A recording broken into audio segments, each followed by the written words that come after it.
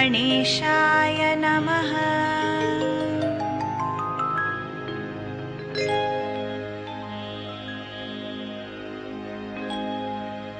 ॐ श्री सत्साई सद्गुरवे नमः। ॐ श्री भगवान् सत्यसाई बाबाय नमः। अकाररूपाय नमः। अकल्मषाय नमः। अखण्डपरिपूर्णसच्चिदानन्दाय नमः। अखिलाण्डकोटिब्रह्माण्डनायकाय नमः। अखिलाधाराय नमः। अखिलेश्वराय नमः। अगणितगुणाय नमः। अग्रगण्याय नमः। अचञ्चलाय नमः। अचिन्त्याय नमः। अचिन्त्यशक्ताय नमः। अच्युताय नमः।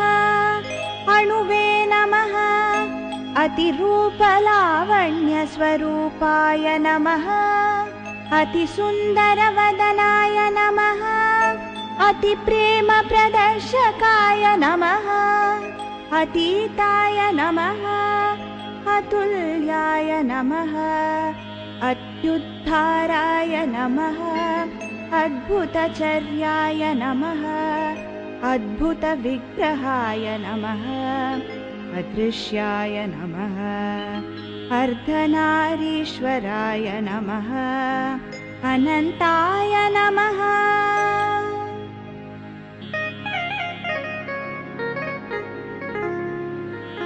ॐ श्री साई अनघाय नमः। अनन्तकल्याणगुणाय नमः। अनन्तनुतकीर्तनाय नमः। अनन्तसौख्यदाय नमः।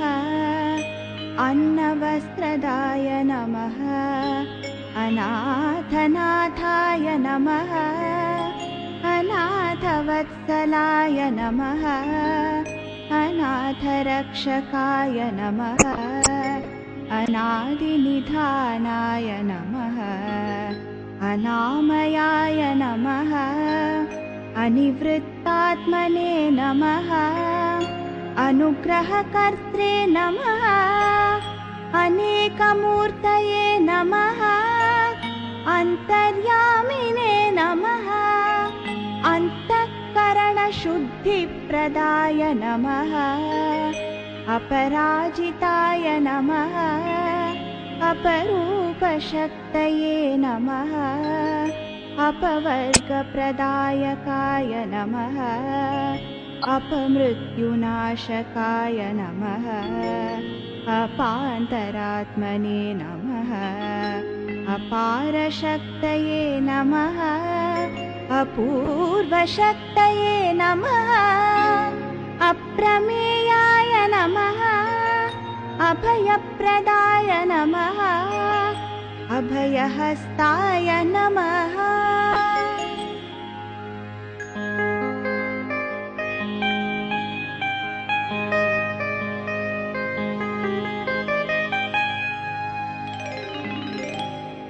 ॐ श्री साई अभिलाषप्रसादकाय नमः।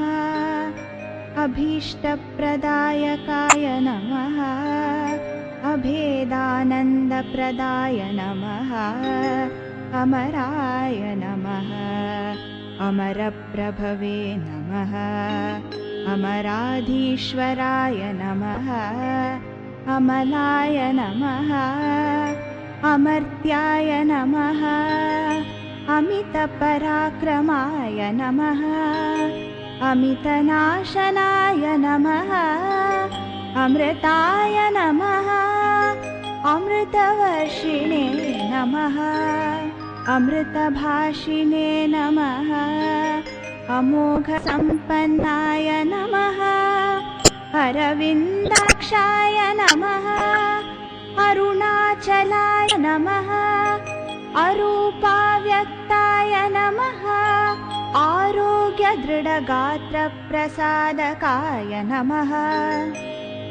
अलङ्कृतकेशाय नमः।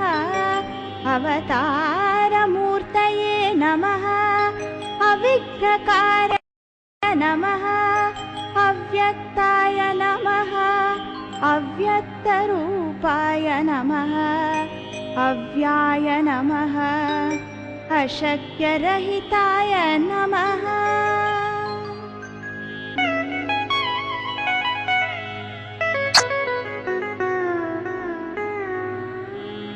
ॐ श्री साई अशेषजनवन्द्याय नमः अक्षयाय नमः अष्टसिद्धिप्रदाय नमः अक्षोभ्याय नमः असहाय सहायाय नमः अज्ञाननाशनाय नमः अहङ्कारनाशनाय नमः अम्बुजलोचनाय नमः आगमसंस्तुताय नमः आतङ्कनिग्रहाय नमः आदिशेषशयनाय नमः आर्तत्राणपरायणाय नमः आर्तसंरक्षणदीक्षिताय नमः आर्तिहराय नमः आत्मानन्दाय नमः आत्मस्वरूपाय नमः आत्मतत्त्वबोधकाय नमः आत्मरमणाय नमः आत्मानात्मविचारबोधकाय नमः आदर्शपुरुषाय नमः आदिपुरुषाय नमः आदिशक्तये नमः आदिदेवाय नमः आदिवस्तुने नमः।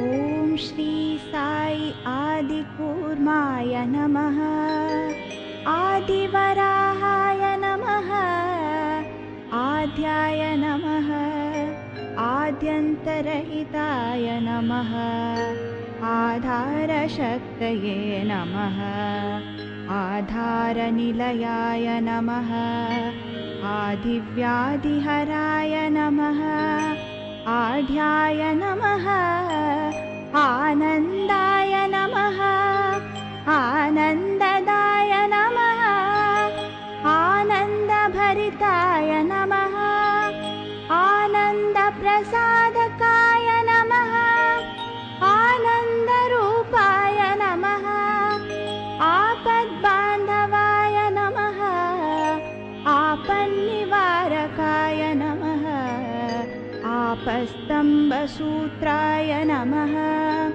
आरोग्यप्रदाय नमः आशापाशनाशकाय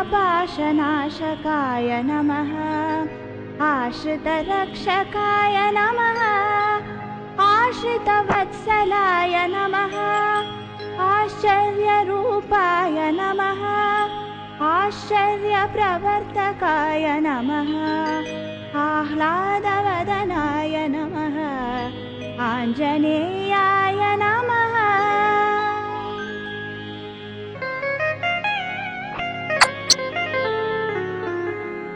ॐ श्री साई इकाररूपाय नमः इतिहासस्तुतिश्रुताय नमः इन्द्रादिप्रियाय नमः इन्द्रभोगफलप्रदाय नमः इच्छाशक्तिज्ञानशक्तिस्वरूपाय नमः इष्टाय नमः इष्टमूर्तिफलप्राप्तये नमः इष्टेष्टवरदाय नमः इष्टकाम्यफलप्रदायकाय नमः इतिभीतिहराय नमः ईश्वराय नमः ईशानाय नमः ईश्वराम्बासुताय नमः ईश्वरैक्याय नमः ईप्सितार्थप्रदायकाय नमः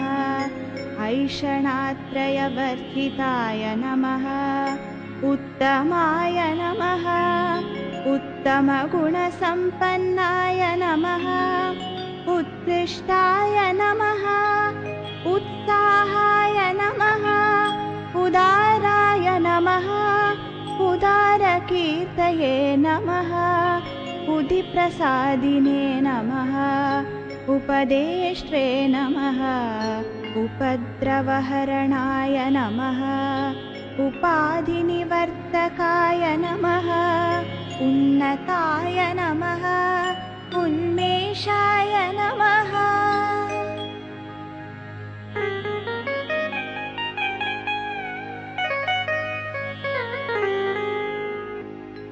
ॐ श्री साई उमा महेश्वर स्वरूपाय नमः उरगादिप्रियाय नमः उरगविभूषणाय नमः उष्णशमनाय नमः ऊर्जपालकाय नमः ऊर्जगतिदायकाय नमः ऊर्जस्वलाय नमः ऊर्जिताय नमः ऊर्जशासनाय नमः ऊर्जितोदाराय नमः ऋजुकराय नमः ऋजुरूपाय नमः ऋजुमार्गप्रदर्शनाय नमः ऋणत्रयविमोचनाय नमः ऋषिदेवगणस्तुत्याय नमः एकपतये नमः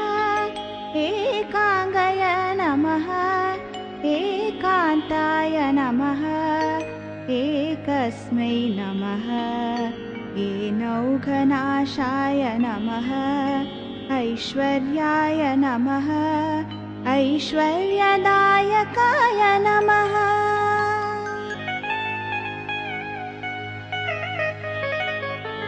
ॐ श्री साई ओंकाररूपाय नमः ओंकारगात्राय नमः ओंकारप्रियाय नमः ओंकारपरमार्थाय नमः ओंकाराय नमः औदुम्बराय नमः औदार्याय नमः औदार्यशीलाय नमः औषधकराय नमः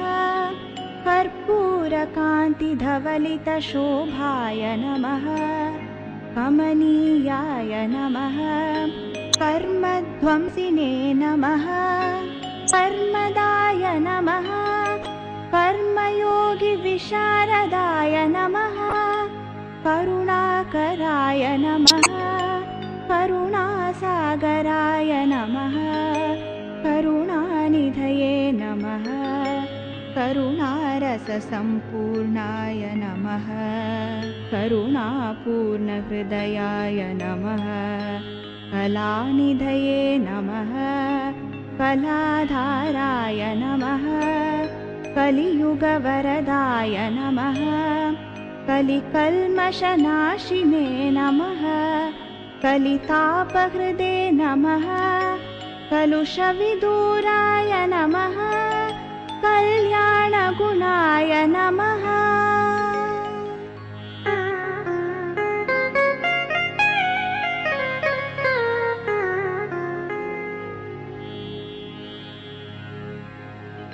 ॐ श्री साई कल्पतरवे नमः कल्पान्तकाय नमः कल्मषध्वंसिने नमः कविपुङ्गाय नमः कनकाम्बरधारिणे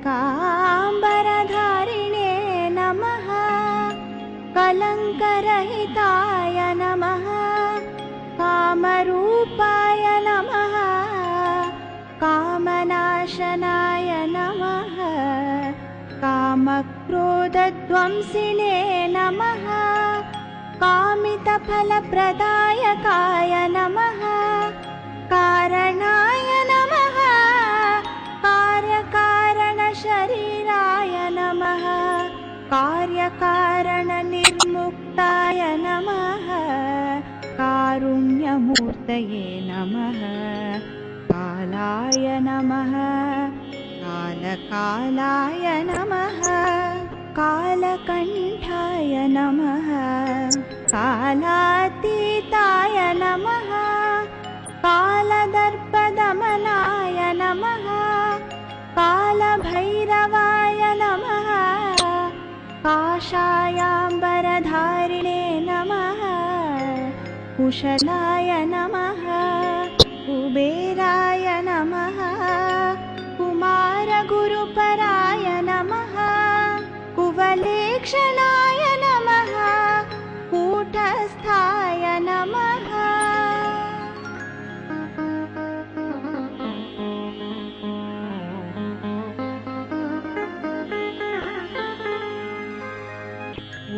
श्री साई कृतज्ञाय नमः कृपानिधये नमः कृपाकराय नमः कृष्णाय नमः क्रोधनाशनाय नमः केशवाय नमः केशवमाधव श्रीहरिरूपाय नमः क्लेशनाशनाय नमः कोमलागाय नमः कोटिसूर्यसमप्रभाय नमः कोविदाय नमः कैलासनाथाय नमः कैलासपतये नमः कैवल्यदायिने नमः खरतापहराय नमः खलनिग्रहाय नमः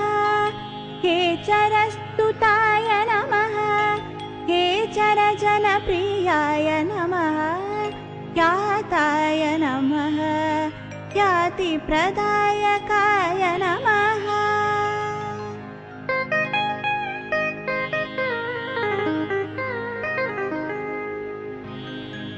ॐ श्री साई गणपतये नमः गणनीय गुणाय नमः गणनीय चरित्राय नमः गद्यपद्यप्रियाय नमः गम्भीराय नमः गंगाधराय नमः गात्रक्षेत्राय नमः गायत्री दीक्षादायकाय नमः गानप्रियाय नमः गीताबोधकाय नमः गीतोद्धारणाय नमः गीर्वाणसंसेव्याय नमः गुणकराय नमः गुणात्मने नमः गुणातीताय नमः गुणनिधये नमः गुणवर्धनाय नमः गुणश्रेष्ठाय नमः गुणज्ञाय नमः गुणार्णवाय नमः गुरुपराय नमः गुरुश्रेष्ठाय नमः गुह्याय नमः गुहाय नमः गोविन्दाय नमः गोपालाय नमः गोदावरी तीरवासिने नमः गणगम्भीरघोषणाय नमः गृणनिधये नमः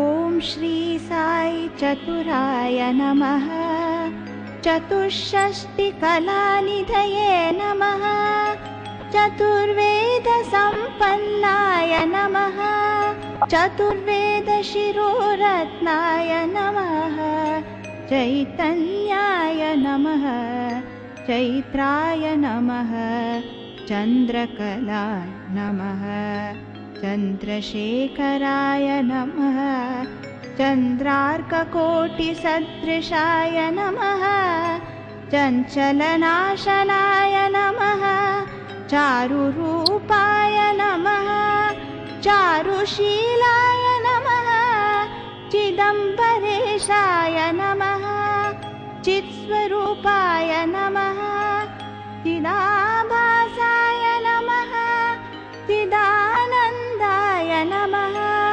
चित्तवृत्तिशुद्धिकराय नमः चित्रावती तटपुट्टपर्तिविहारिणे नमः चिद्रूपाय नमः चिन्मयाय नमः चरितामृतसागराय नमः छन्नत्रैगुण्यरूपाय नमः छेदिताखिलपातकाय नमः जगद्गुरवे नमः जगत्पूज्याय नमः जगत्श्रेष्ठाय नमः।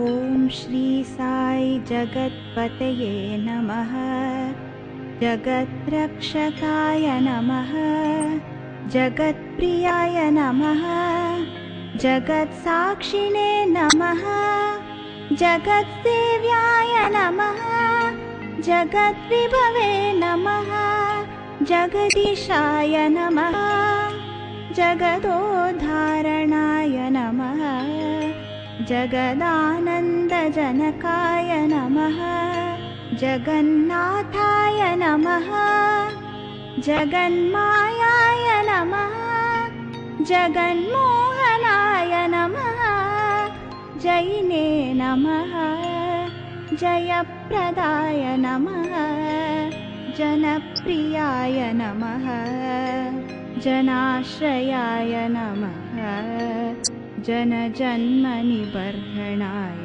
नमः जनजाड्यापहारकाय नमः जनार्दनाय नमः जरामरणवर्जिताय नमः जपाकुसुमसङ्काशाय नमः जाग्रते नमः जातिमतभेदभञ्जनाय नमः जिताय नमः जितक्लेशाय नमः।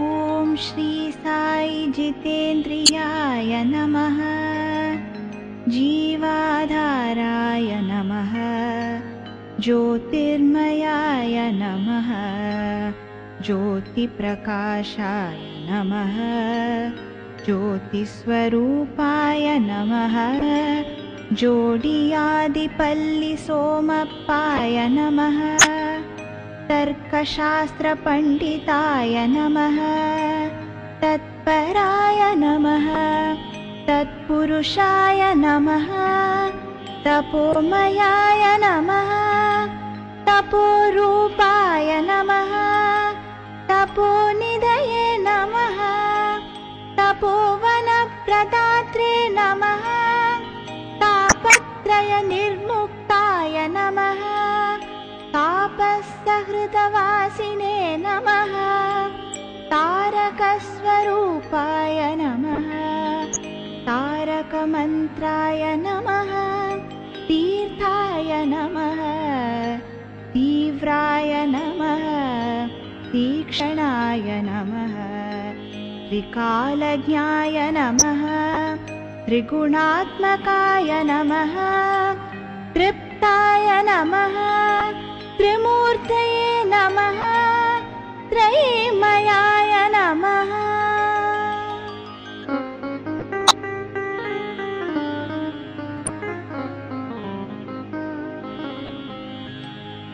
ॐ श्री साई त्रिलोकात्मने नमः त्रिलोकनिरुद्धगतये नमः त्रैलोक्यनाथाय नमः तेजोमयाय नमः तेजस्वरूपाय नमः तेजोमूर्तये नमः त्रिविक्रमाय नमः त्यागराजाय नमः दत्तात्रेयाय नमः दर्शनीयाय नमः दयापराय नमः दयासागराय नमः दयानिधये नमः दर्पणशोभिताय नमः धात्रे नमः दक्षिण्यमूर्तये नमः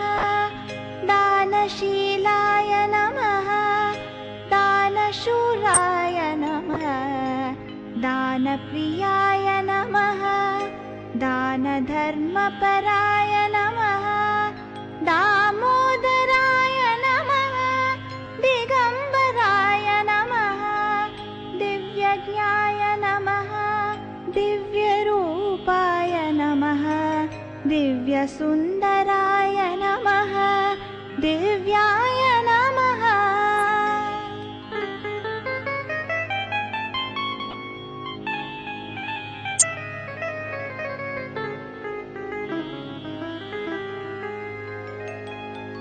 ॐ श्री साई दिवस्पतये नमः दीनदयालवे नमः दीनबन्धवे नमः दीनजनपोषणाय नमः दीनसन्तापनाशनाय नमः दीनपालकाय नमः दीनोद्धारणाय नमः दीर्घवृत्ताय नमः दीर्घदृष्टये नमः दीप्ताय नमः दुःखशमनाय नमः दुराधर्षाय नमः दुर्लभाय नमः दुःस्वप्ननाशनाय नमः दुष्टजनोद्धारणाय नमः दृढव्रताय नमः देवविनुताय नमः देवपरात्पराय नमः देवदेवाय नमः देवगिरिसुत साईनाथाय नमः दैवज्ञाय नमः दैत्यहारिणे नमः द्वारकामायिवासिने नमः दोषनिवारणाय नमः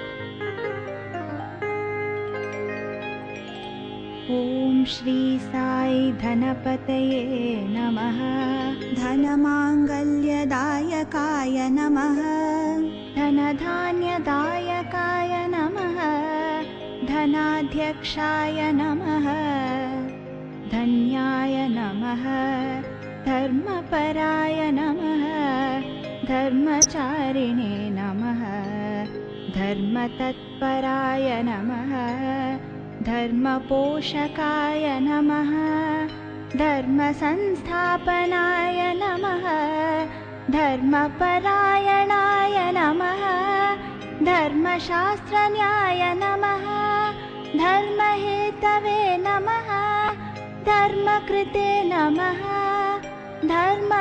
धर्मप्रतिष्ठापकाय नमः धर्मिष्ठाय नमः धर्मेश्वराय नमः धराधराय नमः धुरन्धराय नमः नटनमनोहराय नमः नटेशाय नमः नमः शिवाय नमः नयभयलीलाय नमः नरकविनाशनाय नमः नरनारायणाय नमः नरसिंहाय नमः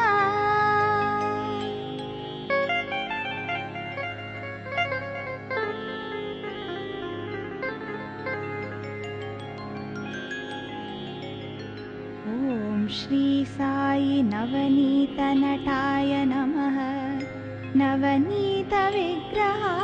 नमः नादबिन्दुवे नमः नादस्वरूपाय नमः नादानन्दाय नमः नादपरात्पराय नमः नागशायिने नमः नानारूपाय नमः नानाभाषाविदग्धाय नमः नानाशास्त्रपण्डिताय नमः नानाशास्त्रविदग्धाय नमः नानाक्षेत्रवासिने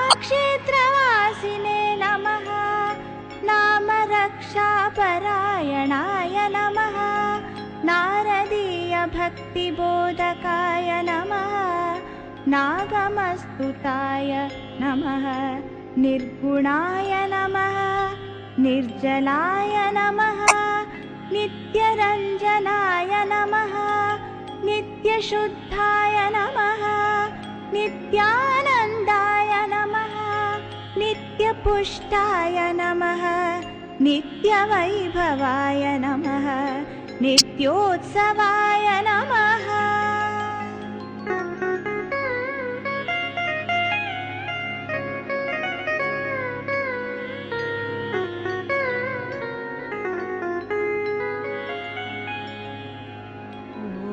श्री साई निभाननाय नमः निरवध्याय नमः निरञ्जनाय नमः निरहङ्काराय नमः निराकाराय नमः निरातङ्काय नमः निरामयाय नमः निराश्रयाय नमः निरालम्बाय नमः निरुपद्रवाय नमः निर्मलाय नमः निश्चलात्मकाय नमः निश्चलतत्त्वाय नमः निर्विकाराय नमः निर्विकल्पाय नमः निष्कलङ्काय नमः निष्प्रपञ्चाय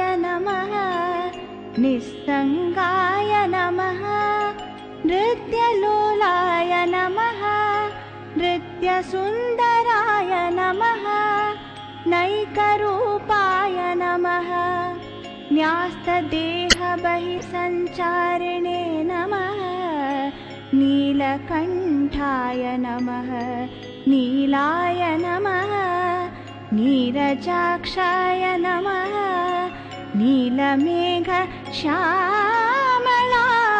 नमः।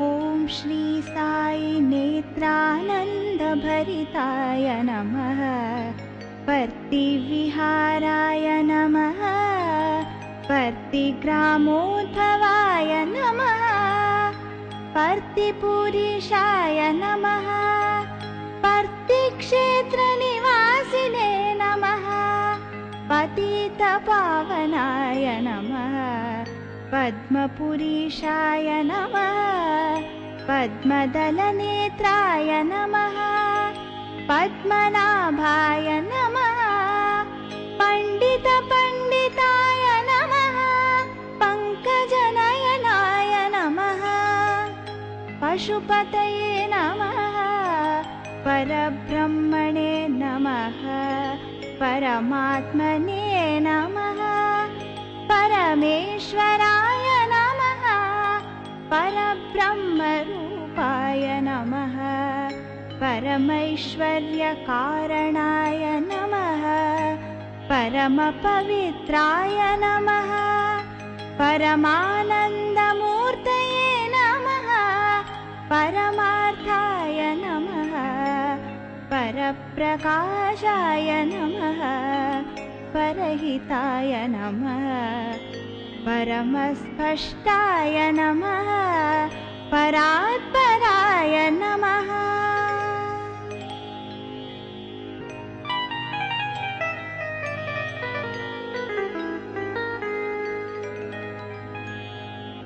ॐ श्री साई पराशक्ति परिग्रहाय नमः परञ्ज्योतिषे नमः परिपालकाय नमः परोक्षप्रियाय नमः परोपकारतत्पराय नमः पवित्राय नमः पञ्चाक्षराय नमः पापविदूराय नमः पापहारिणे नमः पावनाय नमः पाण्डुरङ्गाय नमः पिङ्गलाय नमः पीडापरिहारिणे नमः पुरातनाय नमः पुराणपुरुषाय नमः पुरुषोत्तमाय नमः पुरोगमाय नमः पुट्टपर्तिशापविमोचकाय नमः पुट्टपर्तिफलपुष्टिप्रसादाय नमः पुण्याय नमः पुण्यकृते नमः पुण्यपुरुषाय नमः पुण्यफलप्रदाय नमः पुण्यविवर्धनाय नमः पुण्यश्रवणकीर्तनाय नमः पुण्यपरायणाय नमः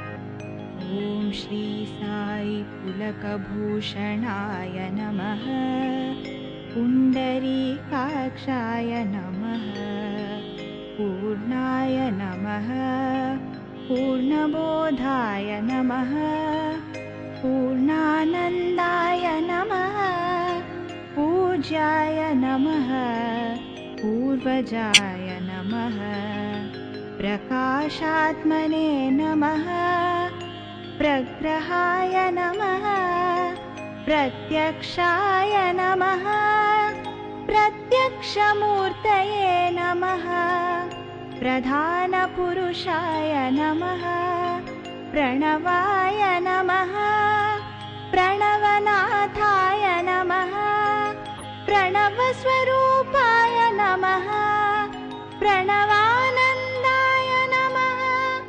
प्रणवतार्तिहराय नमः प्रशान्ताय नमः प्रशान्तमनसाय नमः प्रशान्तरक्षकाय नमः प्रशान्तिनिलयवासिने नमः प्रशान्तिनिलयनिर्मात्रे नमः प्रसादमुखाय नमः प्रसन्नरूपाय नमः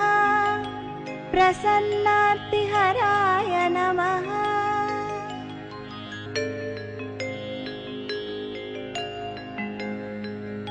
ॐ श्री साई प्रसादित सर्वसामग्रये नमः प्रलयकारकाय नमः प्राणाय नमः प्राणदाय नमः प्राज्ञाय नमः प्रियाय नमः प्रियदर्शनाय नमः प्रीतिवर्धनाय नमः प्रेमप्रदाय नमः प्रेममूर्तये नमः प्रेमस्वरूपाय नमः प्रेमात्मने नमः प्रेमसाईनाथावतार प्रतिज्ञाय नमः बन्धविमोचनाय नमः बलप्रमथनाय नमः बलिष्ठाय नमः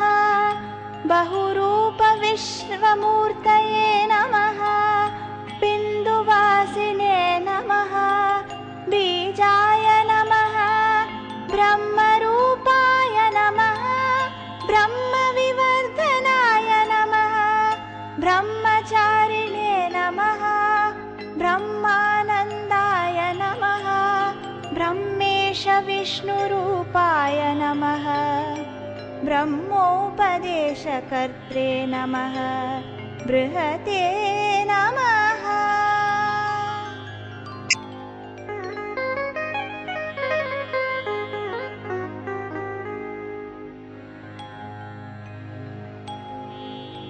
ॐ श्री साई ब्रह्मशक्तिधनुर्धराय नमः ब्राह्मणप्रियाय नमः भक्तप्रियाय नमः भक्तवत्सलाय नमः भक्तमन्दाराय नमः भक्तजनलोलाय नमः भक्तजनहृदयविहारिणे नमः भक्तहृदयवासिने नमः भक्तजनहृदालयाय नमः भक्तपराधीनाय नमः भक्तसुप्रियाय नमः भक्तरोदननिग्रहाय नमः भक्तशक्तिप्रदाय नमः भक्तमुक्तिप्रदाय नमः भक्ताभीष्टदायकाय नमः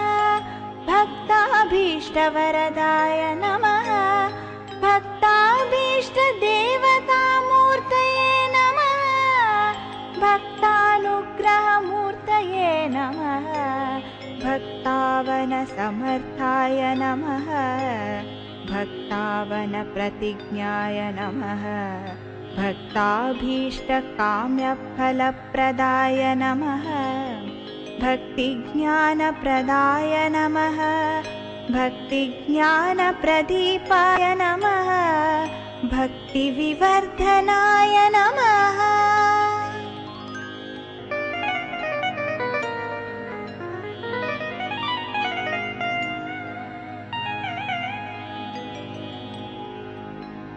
ॐ श्री साई भगवते नमः भवनाशनाय नमः भवनदायकाय नमः भवरोगहराय नमः भवबन्धविमोचनाय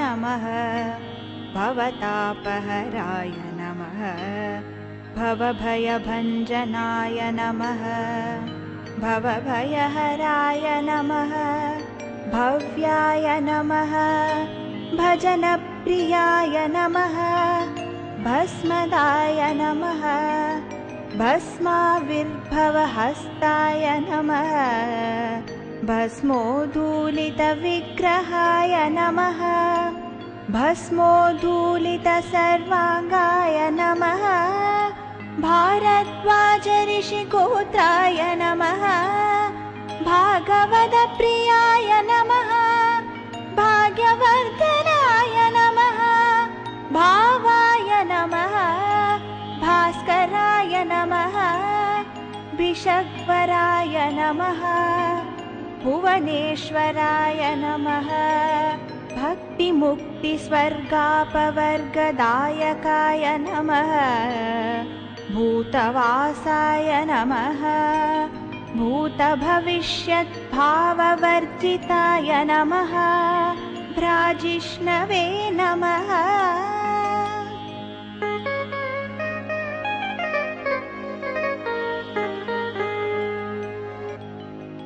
ॐ श्री साई भ्रान्तिनाशनाय नमः भोज्यप्रदाय नमः फलप्रदायकाय नमः मकाररूपाय नमः मदनाशनाय नमः मधुराय नमः मधुरवचनाय नमः मधुसूदनाय नमः मनोहराय नमः मनोरथफलप्रदाय नमः मनोवागतीताय नमः मन्दस्मितप्रभाकराय नमः मन्दहासवदनाय नमः मन्मथरूपाय नमः मन्त्रतन्त्रविशारदाय नमः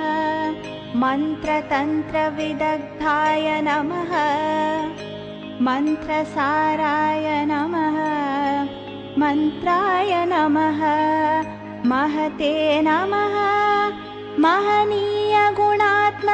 नमः महादेवाय नमः महाक्रमाय नमः महातेजस्विने नमः महाशक्ताय नमः महाहृदयाय नमः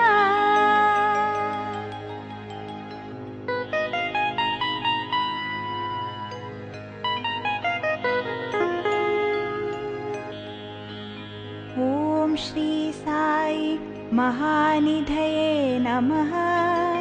महिमात्मने नमः। महेश्वराय नमः। महोदयाय नमः। महोदाराय नमः। माता पिता गुरुरूपाय नमः। मात्सर्यनाशकाय नमः। मार्गबन्धुवे नमः। माधवतत्त्वरूपाय नमः। मानवतत्त्वरूपाय नमः। माधवाय नमः।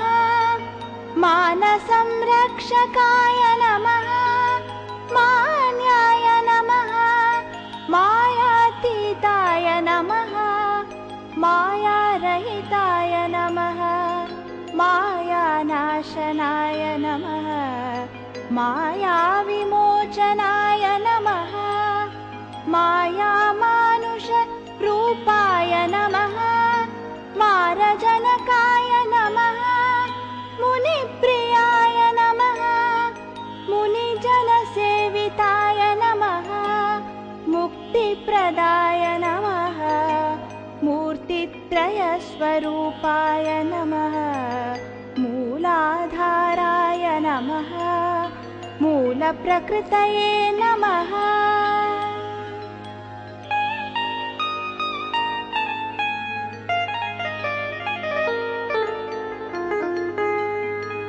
ॐ श्री साई मृगप्रियाय नमः। मृत्युञ्जयाय नमः। मोहनरूपाय नमः। मोहनाशनाय नमः। मोक्षदायकाय नमः। मङ्गलप्रदायकाय नमः। मङ्गलदायकाय नमः। मङ्गलसूत्रदायकाय नमः। यशसे नमः। यशस्विने नमः। यशक्काय शिरडिमूर्तये नमः।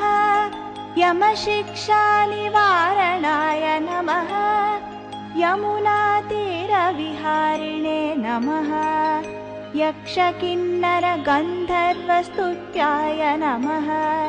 यज्ञेश्वराय नमः। यज्ञगोप्त्रे नमः। यज्ञपुरुषाय नमः। यज्ञसंरक्षणाय नमः। योगनिधये नमः। योगक्षेमतत्पराय नमः। योगक्षेमप्रदाय नमः। योगीश्वराय नमः। योगीश्वरवन्दिताय नमः। योग्याय नमः।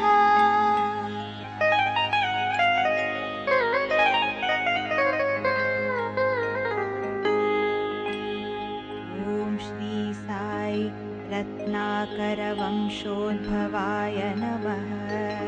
रामाय नमः। रमणीयाय नमः। रम्यरूपाय नमः। रजसत्त्वगुणान्विताय नमः। रङ्गनाथाय नमः। रागद्वेषविनाशकाय नमः। रमाय नमः। रामकृष्णशिवनामस्वरूपाय नमः। रजुवंशजनिताय नमः। राजीवलोचनाय नमः। राघवाय नमः। रामलिङ्गाय नमः। रुद्राय नमः। रुद्राक्षप्रसादकाय नमः। रूपलावण्यविग्रहाय नमः। रोगनाशनाय नमः। लक्षणरूपाय नमः। लक्ष्मीप्रसादकाय नमः। लावण्यरूपाय नमः। लिङ्गाधीष्टनोद्धाराय नमः। लीलामानुषविग्रहाय नमः। लीलाप्रदर्शकाय नमः। लोकनाथाय नमः। लोक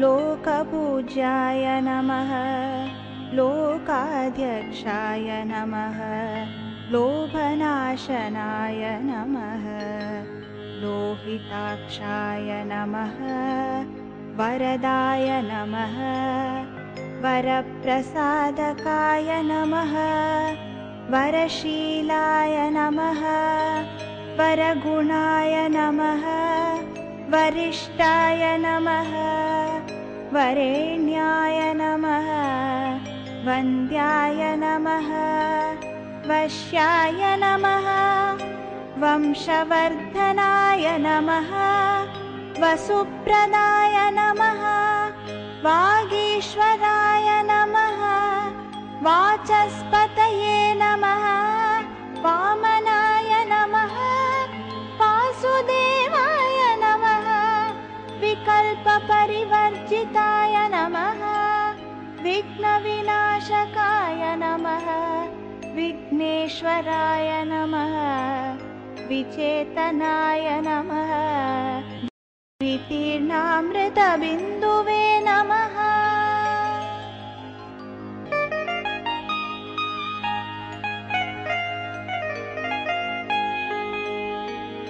ॐ श्री साई विदेह संचारिणे नमः विद्यादायिने नमः विद्यालङ्कारभूषिताय नमः विद्यारम्भमूर्तये नमः विदुषे नमः विद्याधाराय नमः विनायकाय नमः विनताय नमः विप्राय नमः विप्रप्रियाय नमः विबुधप्रियाय नमः विबुधाश्रयाय नमः विमलाय नमः विरूपाक्षाय नमः विशालहृदयाय नमः विशालाक्षाय नमः विशिष्टाय नमः विशुद्धात्मने नमः विश्वम्भराय नमः विश्वमूर्तये नमः विश्वकर्मणे नमः विश्वेश्वराय नमः विस्मयरूपाय नमः विष्णवे नमः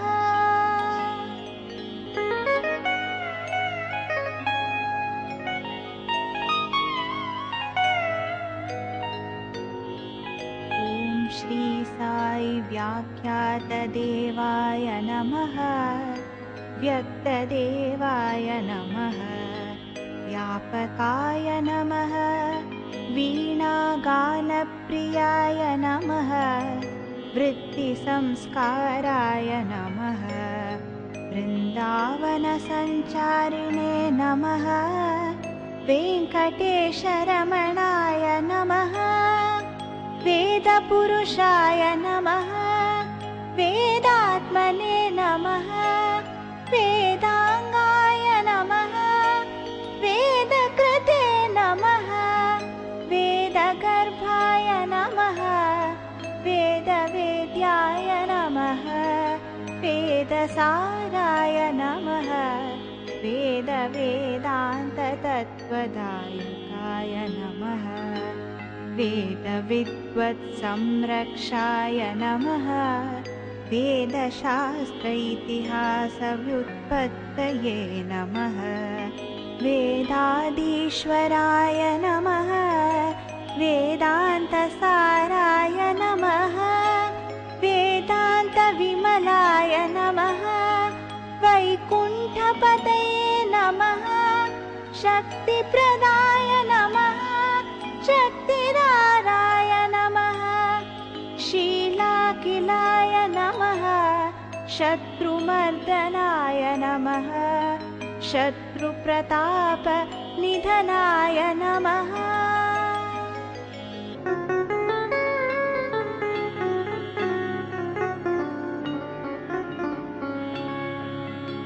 ॐ श्री साई शरवणाय नमः शरण्याय नमः शरणागतवत्सलाय नमः शरणागतत्राणाय नमः शरणत्राणतत्पराय नमः शरणागतपोषणाय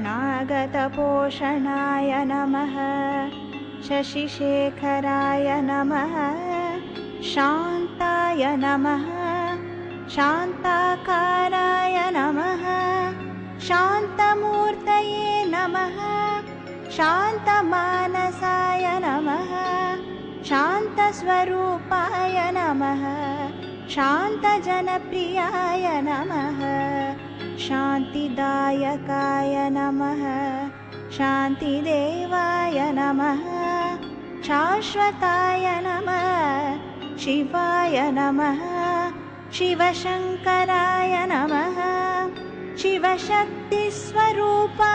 नमः शिष्टपरिपालकाय नमः शुभाय नमः शुभदाय नमः शुभागाय नमः शुभ्रमार्गप्रदाय नमः शुभ्रवस्त्राय नमः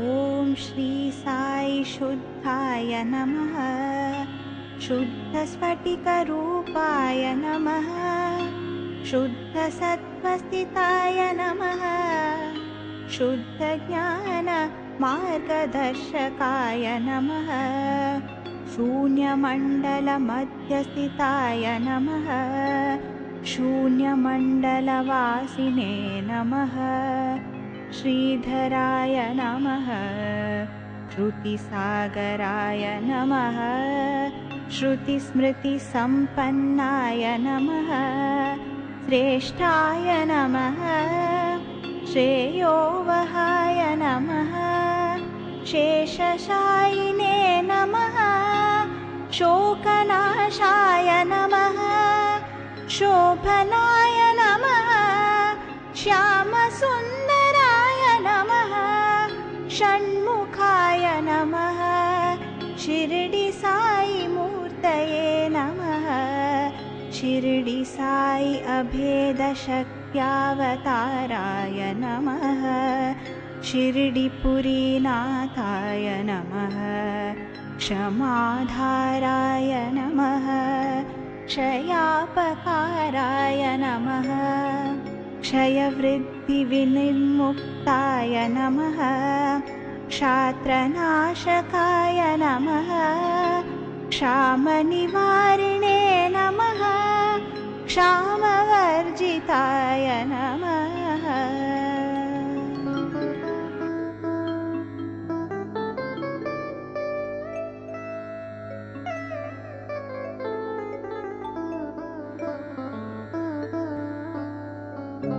ॐ श्री साई क्षिप्रप्रसादाय नमः क्षेमप्रदायकाय नमः क्षेत्रज्ञाय नमः क्षेत्रपालकाय नमः सकलागमपालकाय नमः सकलसंशयहराय नमः सकलतत्त्वबोधकाय नमः स्कन्दाय नमः सत्पुरुषाय नमः सत्परायणाय नमः सद्गुरुवे नमः सताङ्गतये नमः सत्याय नमः सत्यनारायणाय नमः सत्यरूपाय नमः सत्यज्ञानमयाय नमः सत्यप्रियाय नमः सत्यव्रताय नमः सत्यधर्मपरायणाय नमः सत्यसङ्कल्पाय नमः सत्यवासाय नमः सत्यसन्धाय नमः सत्यवचने नमः सत्यानन्दस्वरूपाय नमः सत्यतत्त्वबोधकाय नमः सत्यं शिवं सुन्दरस्वरूपाय नमः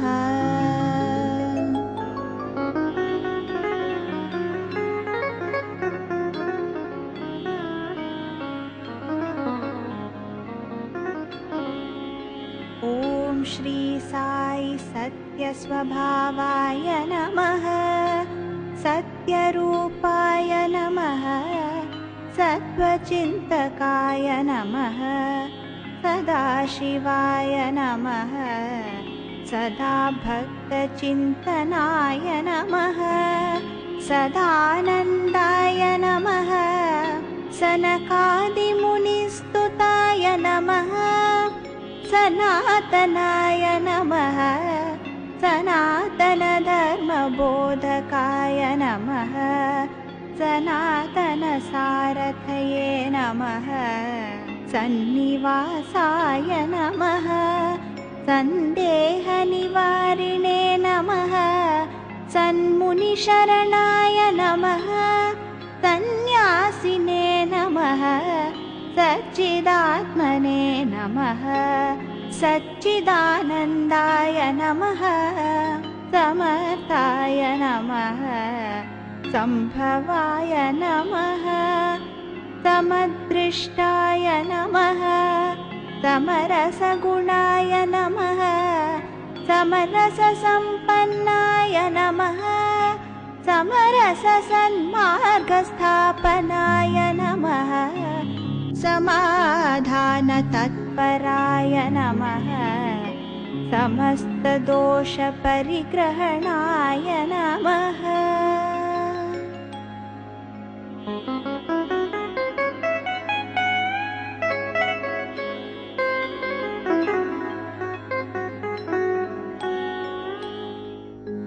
श्री साई सरसाय नमः। सर्वात्मने नमः।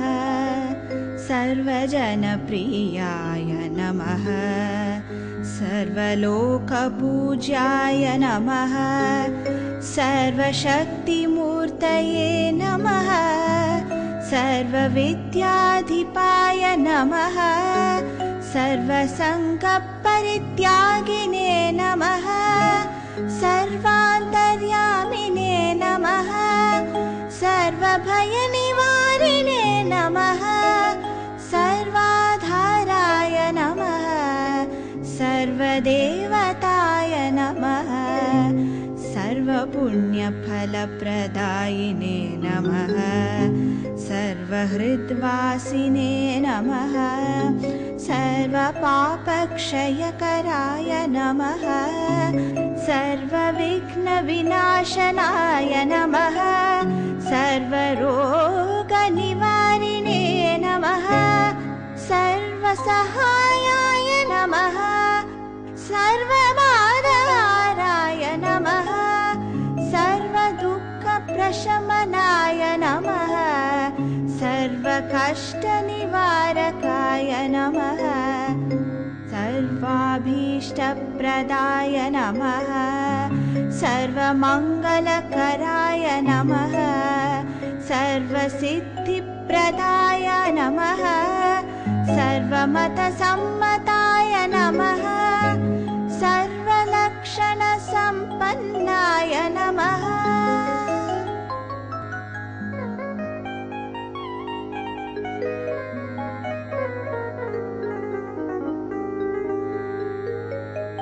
श्री साई सर्वविख्याताय नमः।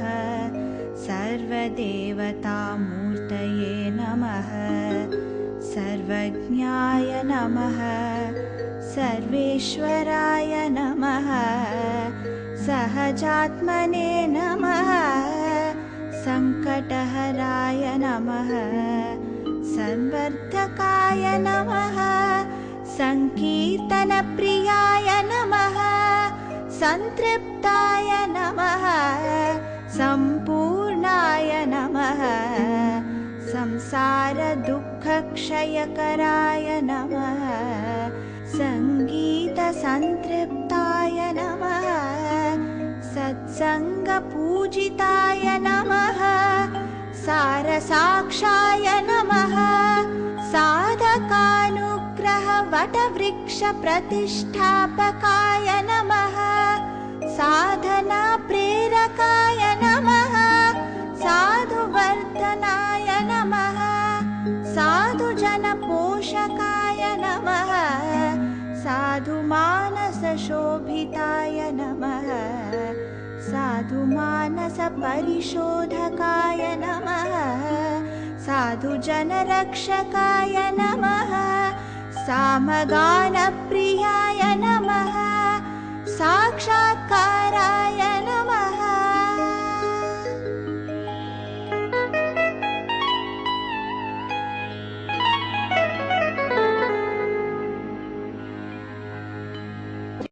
श्री साई सिद्धिरूपाय नमः सिद्धसंकल्पाय नमः सिद्धसंगसमन्विताय नमः सिद्धेश्वराय नमः सिद्धार्थाय नमः सिद्धिप्रदाय नमः सुकुमाराय नमः सुखदाय नमः सुभगाय नमः सुमुखाय नमः सुदर्शनाय नमः सुमनोहराय नमः सुरवराय नमः सुरोत्तमाय नमः सुन्दरवदनाय नमः सुन्दररूपाय नमः सुलभप्रसन्नाय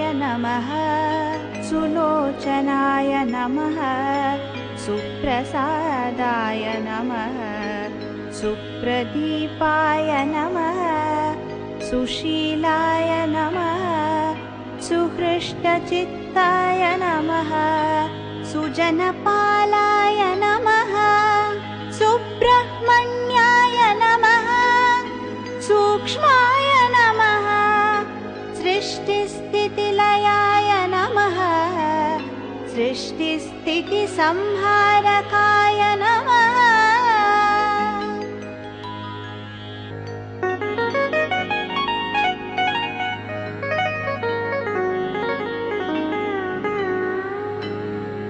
ॐ श्री साई स्वप्रकाशाय नमः स्वयंभुवे नमः स्वेच्छोत्पादित अमृतकलशाय नमः सोमास्कन्दाय नमः स्तव्याय नमः स्थिराय नमः स्थूलसूक्ष्मप्रदर्शकाय नमः स्तोत्राय नमः हरप्रियाय नमः हरिस्वरूपाय नमः हरिहराय नमः हरिकेशाय नमः हंसाय नमः हितकराय नमः हिरण्मयाय नमः हिरण्यगर्भाय नमः हृदयविहारिणे नमः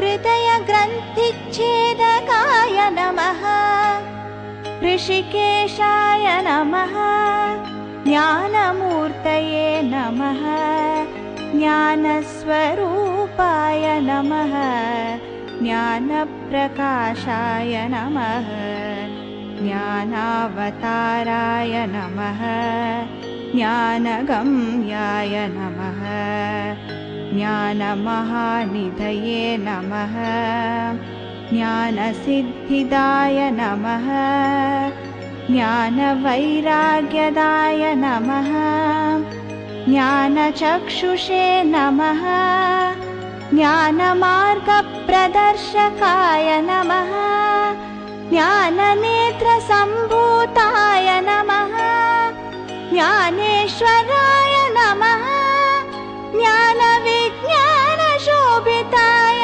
नमः ॐ श्री साई सत्यसाई बाबाय नमः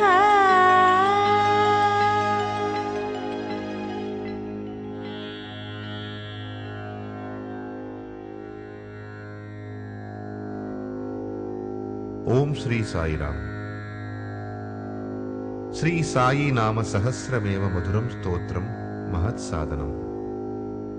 श्रद्धा भक्तियुता विशुद्ध मनसा ध्यायन्ति ये नित्यशः ते अहंकार विवर्जिताः प्रमुदिता इष्टं लभन्ते फलम् इष्टं लभन्ते फलम्